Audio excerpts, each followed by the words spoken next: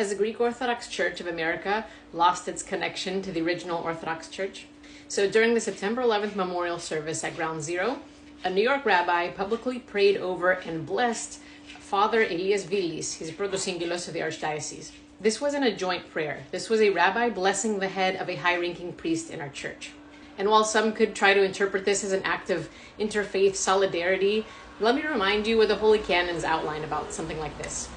Canon 45 says, "Let a bishop, presbyter, or deacon who merely prays with heretics be suspended, but if he has permitted them to perform any clerical act, let him be deposed." The church canons aren't optional.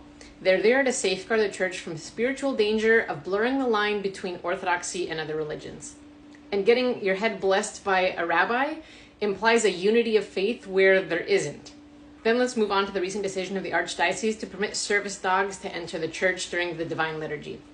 So I ask, are service dogs really necessary in an Orthodox church? Will there be no members of the community to guide the blind to their seats or help someone who's in physical need? I think we're missing the point of being in a church community if a member would require a service dog inside of the church to begin with, let alone questions of reverence for the sanctity of the holy space. The canons and patristic tradition consistently call for the church temple to be set apart as sacred, free from worldly distractions. St. John Chrysostom taught that the church is heaven on earth. It's a place where angels stand in awe. It's not an ordinary public hall or a dog park. This is all on top of the general laxity of enforcing rules for the priesthood. We have examples of priests who are single but are still dating, priests who have mistresses, of course, and they don't get defrocked. And more broadly, Greek Orthodox priests in America dress like they're Catholic. They don't have beards, they dress in casual, plain clothes outside of church. And I want to explain that the priest's external appearance is important because it's not a uniform that he takes on and off whenever he's on duty. It's a visible witness of his sacred office and his total consecration to God. So when priests in America choose not to wear their rasa outside of liturgical services, we create a number of problems. A priest's clothing is a living confession of his faith. It reminds everyone, Orthodox and not Orthodox, that God is present and the church is in the world. So when priests dress like laymen, they become invisible as spiritual fathers. Society loses a visible sign of holiness and its opportunities lost for evangelism. A priest's rasa are not just tradition. They're a sign that the priest has put on Christ, as the Bible says, and he no longer lives for himself. So when this is abandoned and the priest's role becomes a job rather than a lifelong calling, this ends up blurring the line between clergy and laity, and it weakens the priest's own sense of spiritual responsibility. I've heard priests try to justify their throwing off the rasa in favor of Western clothes or Catholic dress by saying they're trying to blend in or they want to be approachable. One priest even told me that he didn't want to be mistaken for a Muslim, which is why he started to dress like a Catholic priest. And my response to this is, if Orthodox priests aren't making a public presence in the wider community, then what's their purpose? And if they want to blend in, why'd they choose to serve the Orthodox Church? They could have gone to a different religion.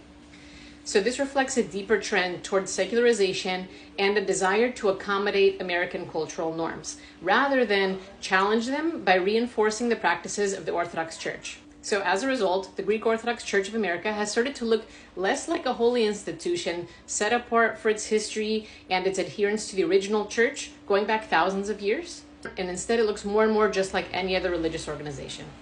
Orthodox canons and centuries of practice expect clergy to dress in a manner fitting to their sacred office.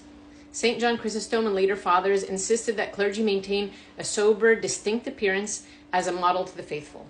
So seeing priests visibly dressed as clergy strengthens the laity and reminds them of their connection to the church throughout the week, not just on Sunday.